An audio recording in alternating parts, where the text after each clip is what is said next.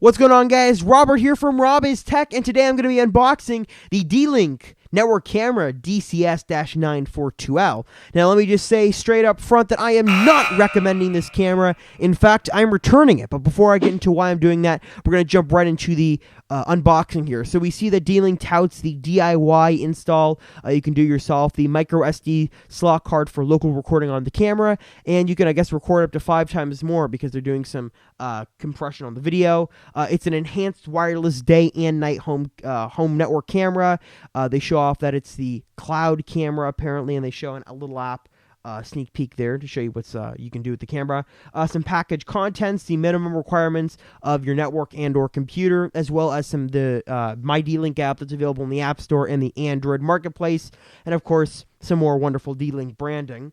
On the back of the box, we see some more information. We see a day and night mode of the camera, a quick little simple schematic, and of course the multiple ways you can view your camera. And also an important note that if you have a Mac, you got to jump through more flaming hoops and install some more lovely Dlink software to get the thing up and running, which I'll talk about a little later. Opening up the box up, it's pretty simple inside. Nothing, special, nothing spectacular. Just pull up this gray cardboard here, and you get the camera sitting right up on top. And inside the box, you get the camera with some more stuff in there we'll get to in a minute. And of course, a quick start guide with a lovely CD if you have Windows. It doesn't do you much good if you have a Mac. Getting inside of the box there, we have a couple of things, including a regular power cable, which is nice and long, which I do appreciate. A regular old Ethernet cord, because this camera could be wired. You could wire it up and have it networked that way. Some wall mounting screws and a plate, and then of course the camera itself. The camera is decent build quality. It's plastic. I mean, what do you really expect? Just plastic camera sitting on a little plastic base there. That sits okay, and it's pretty sturdy. I don't think it's going to be knocked down anywhere. I don't know how really weatherproof it is, but it's okay. And you see on the front there the little 4 infrared lights that light up. The micro SD card slot on the side of the camera there. And one of the things I do like about this camera is the nice little base, you see the little arm on the base that kind of moves around. You can kind of get it into any position you want, which is nice. Then, of course, the tape on the back, you get out and it shows the networking port as well as the additional port for power and what looks to be some kind of headphone, or it looks like maybe an external microphone jack, something like that. I'm not too sure. Now, why don't I like this Dlink camera? Well, there's a couple of reasons, and probably the first and foremost, and the biggest reason for me is going to be the price. Shop around all you want, but this camera's, you're looking at, $130 to $170 for this particular Dlink camera.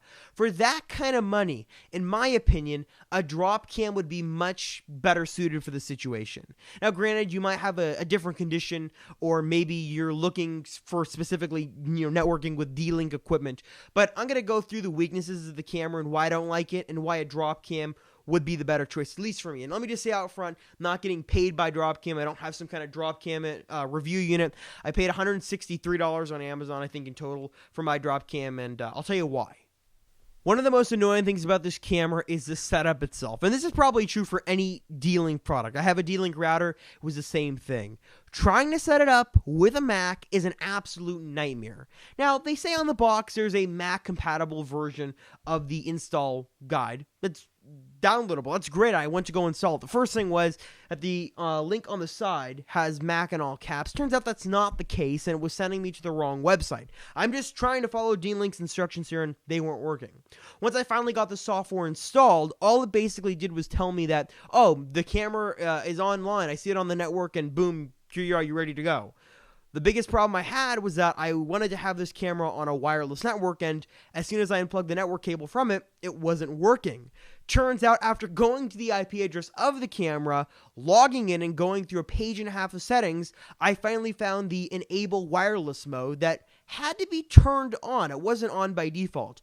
I don't know if this is the way the Mac configures it or the software, or because I didn't go through the Dlink Windows install guide, whatever it was.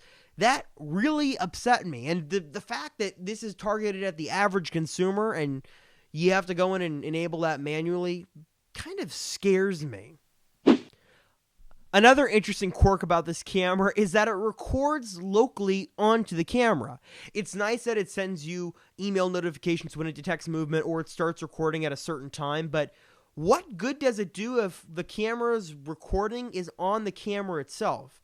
If you're someone like me, I'm looking to put this camera by my front door or outside, maybe at a high vantage point. I don't really want to go up on a ladder and have to pull out that micro SD card every time I want to see the footage that was on the camera. Another thing about the camera is if it breaks, I pretty much lose that footage. If the camera gets crushed or something like that, or let's say, worst case scenario, a thief comes and breaks the camera. With a drop cam, it records on the web, so even if the camera breaks, I still have that footage. Now let's talk about viewing your camera from anywhere in the world. Dlink has a couple of apps that you can download as far as mobily. You can download the My Dlink app in the App Store or the Google app marketplace, and the app is decent. It's really supposed to be kind of a control panel for your router or any other My Dlink products, but you can see your camera fine. You could see it, you could view it, you could set some different sensitivity options like when you want alerts, or if you want the camera higher, the brightness higher or lower, and kind of stuff like that. It was decent, it was okay. As far as web viewing, like locally, you could log on to Dlink itself and go through and enter your user ID and password and view it that way, or you could just browse to the camera's IP and watch it. Not really a pleasant viewing experience, but if you're just going to have it up in the background, it's decent. You can go through the web portal or use the app.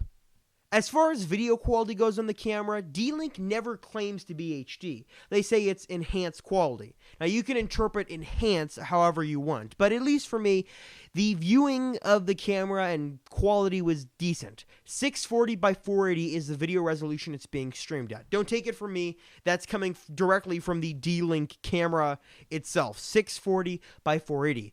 Dropcam, on the other hand, is 720p. Take it as you want. If you want a better image quality, I'd go with the drop cam. I've seen public drop cams. They look pretty darn good. 640 by 480 with this wasn't horrible, but it wasn't exactly crystal clear.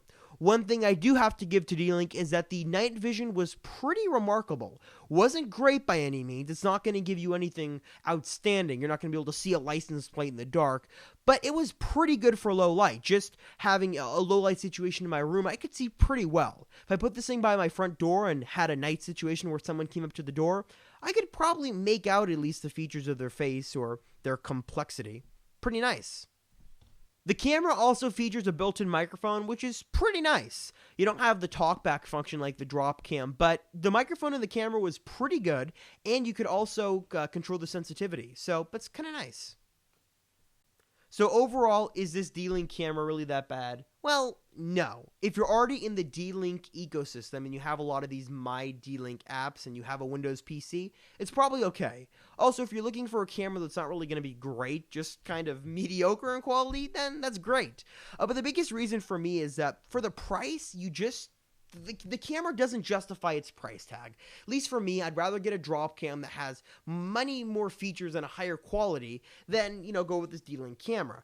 Granted, there's some things that people might not like about the drop cam, like having to pay for a service if you want some kind of DVR plan or other things like that. Certainly the price, but at least for me, it seems to pay off way more, especially since these cameras are about the same price. This was $150 at Best Buy. The drop cam's also $150.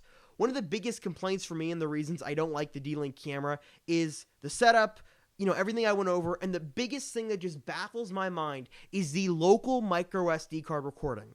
Somehow, I don't think the engineers really thought that through. If the camera got broken or you have it in a high vantage point and you need to get that recording off, why, oh why, would you record locally to the camera? It just doesn't seem to make sense.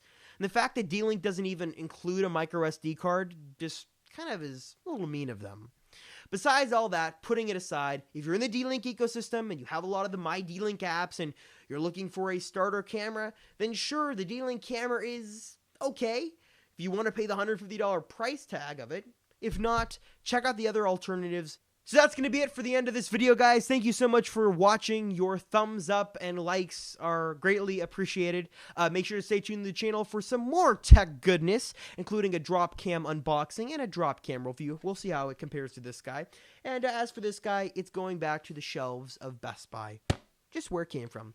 Thank you guys for watching, and I'll see you guys next video.